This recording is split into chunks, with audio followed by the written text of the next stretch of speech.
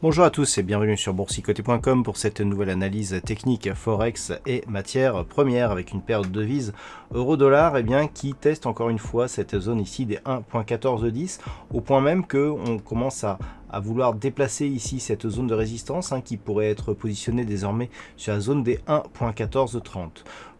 Pour l'instant, ça ne change pas grand-chose. On a ici une dynamique haussière qui vient tester donc par deux fois cette zone de résistance. On a un retour ici sur cette zone d'évolution qui correspond à la moyenne mobile 20 exponentielle. Donc, pour l'instant, même s'il y a une tentative ici de cassure et d'inscription de nouveaux points hauts significatifs par rapport au point haut que nous avions eu ici au sommet de cette précédente dynamique haussière, on n'a pas encore réellement un échec puisque nous avons deux tentatives qui inscrivent un nouveau plus haut significatif et qui ne consolident pas pour l'instant puisque on revient sur cette moyenne mobile 20 exponentielle. Qui plus est, cette zone correspond peu ou prou ici à une zone de résistance que nous avions à 1.1375, zone de résistance ici de cette bougie et à distance de celle-ci, qui pour l'instant agit comme support. Donc on reste pour l'instant dans une dynamique haussière qui devrait être validée désormais rapidement par une rupture plus pérenne de cette zone des 1.1410,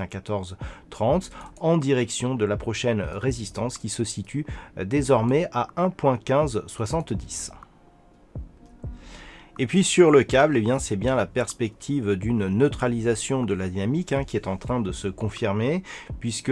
devant l'incapacité à traverser ici cette zone des 1.2645, on évoquait cette possibilité suite au retour ici sur la zone des 1.2470. Ce que l'on peut remarquer depuis, c'est que les cours sont revenus chercher ici la zone des 1.2645 sans parvenir à la franchir, et que les cours se stabilisent désormais autour des 1.2570. Donc nous avons une zone ici de neutralisation qui est en train de se dessiner, grossièrement entre cette zone ici des 1.2470 et cette zone ici des 1.2645. Donc dynamique neutre d'un point de vue court, très court terme, dans un fond de tendance qui s'est aussi neutralisé, puisqu'après ici cette phase de hausse, on est venu consolider plus que le retracement des 61,8% de Fibonacci, avant de s'équilibrer dans cette zone. Donc neutre ici d'un point de vue court et moyen terme sur la paire de devises livre sterling contre dollar américain.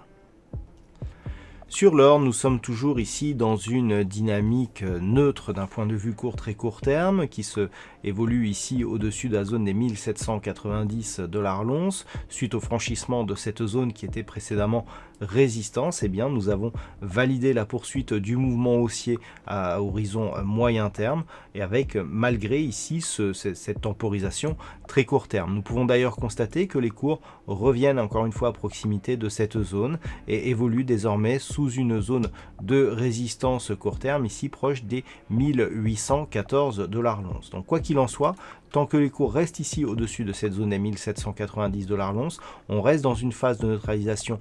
très court terme qui, en cas de rupture ici de cette zone des 1814 $ l'once, validerait un prochain objectif qui se situe désormais à 1885 $ l'once.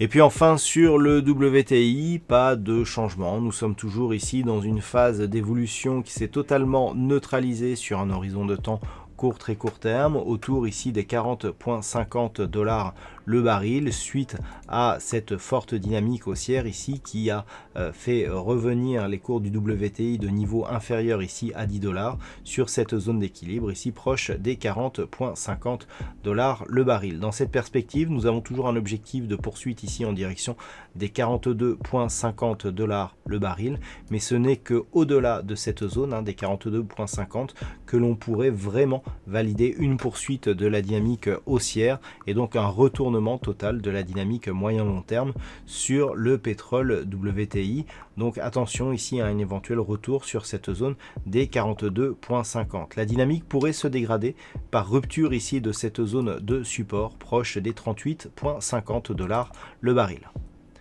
Voilà donc ce que l'on peut dire sur cette analyse technique Forex et matières premières. Passez une bonne soirée, on se retrouve dès demain pour d'autres analyses techniques, toujours sur le site boursicoté.com.